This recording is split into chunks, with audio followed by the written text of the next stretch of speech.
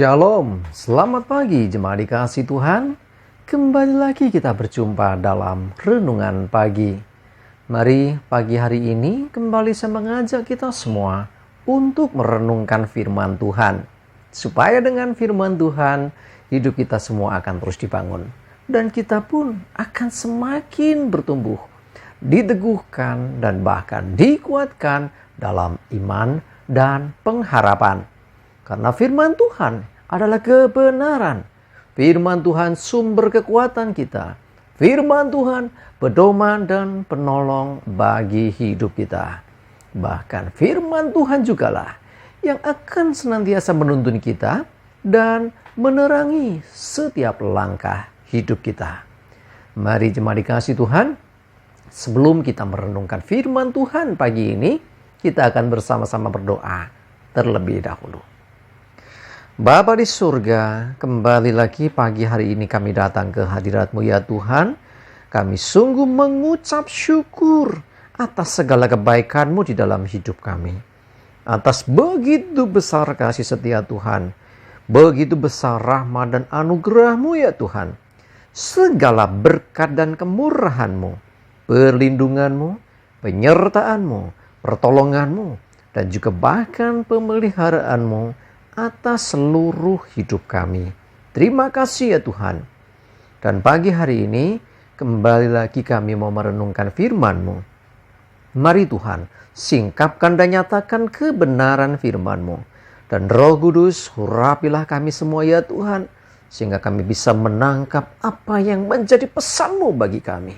Dan kami bisa mengerti akan kehendak-Mu, serta melakukan kebenaran firman-Mu di dalam hidup kami. Terima kasih ya Tuhan. Di dalam nama Tuhan Yesus, kami bersyukur dan berdoa. Amin. Mari jemaat dikasih Tuhan, sama-sama kita akan buka Alkitab kita. Renungan pagi hari ini saya ambilkan dari Lukas 1 ayat 19 dan 20. Saya bacakan. Jawab malaikat itu kepadanya, "Akulah Gabriel yang melayani Allah, dan aku telah diutus untuk berbicara dengan engkau dan untuk menyampaikan kabar baik ini kepadamu.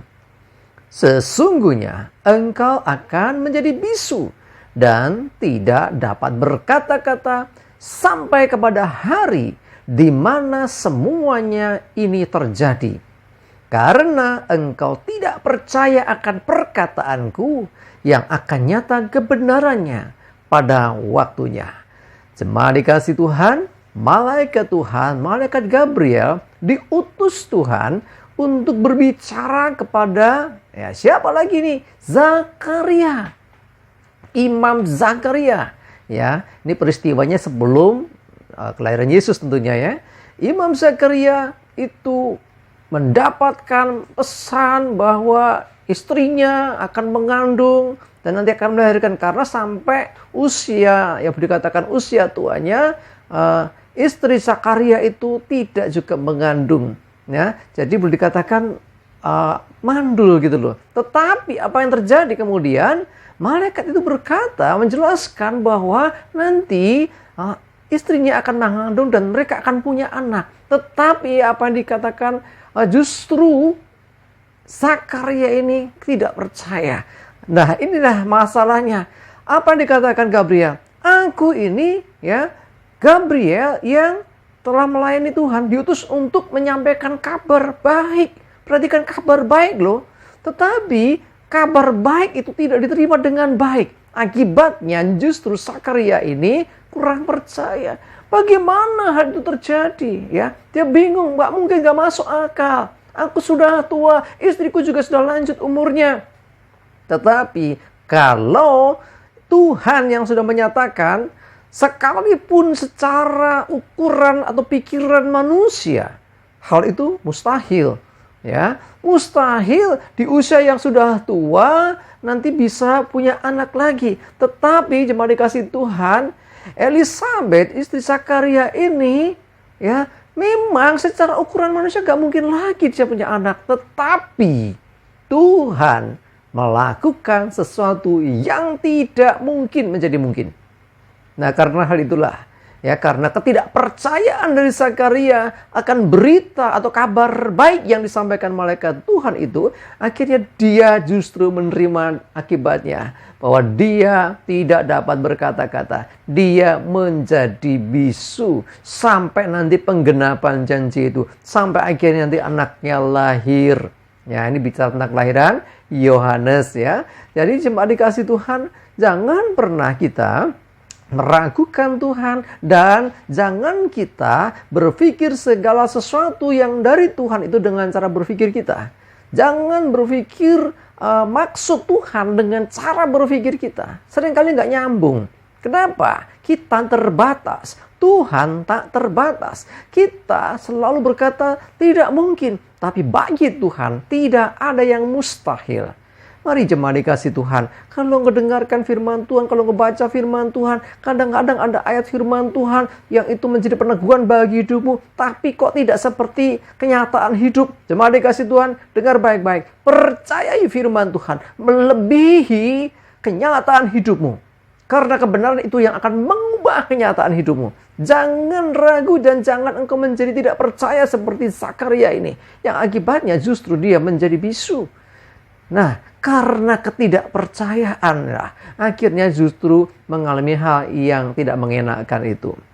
Mari jemaat dikasih Tuhan, belajar dari hal ini, supaya kita memiliki iman percaya kepada Tuhan, melebihi dari apa yang bisa kita pikirkan.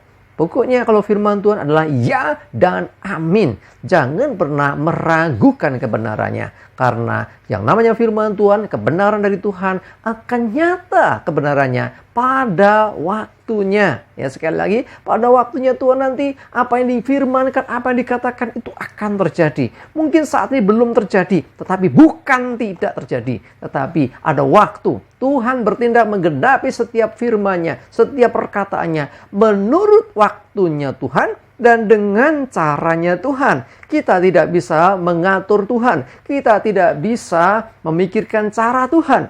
Ya, Tuhan punya cara tersendiri. Bagian kita adalah imani, percaya firman Tuhan, dan engkau akan mengalami betapa dahsyatnya kebenaran firman Tuhan itu. Amin. Kita berdoa. Tuhan, terima kasih. Kami diingatkan untuk kami tidak meragukan firman-Mu, sekalipun seringkali berseberangan dengan cara berpikir kami. Firman-Mu seringkali kadang tidak bisa kami mengerti, tetapi kami mau percaya. Selama itu kebenaran dari Tuhan, maka itu pasti terjadi dan kami mau tetap percaya. Kami tidak mau bersandar pada pengertian kami sendiri, tetapi kami mau bersandar kepada kebenaran-Mu. Biarlah Roh Kudus yang menolong kami semua. Terima kasih Tuhan, kami bersyukur. Serahkan hari ini hidup kami dalam pimpinan penyertaan Tuhan. Jauhkan celaka dan mara bahaya. Damai, sejahtera, dan berkat Tuhan menyertai kami semua. Di dalam nama Tuhan Yesus kami bersyukur dan berdoa. Amin. Mari jemaat dikasih Tuhan. Yuk tetap semangat terus ya. Maju terus dalam iman dan pengharapan. Selamat beraktivitas. Selamat juga mempersiapkan Natal. Tuhan Yesus memberkati kita semua. Amin.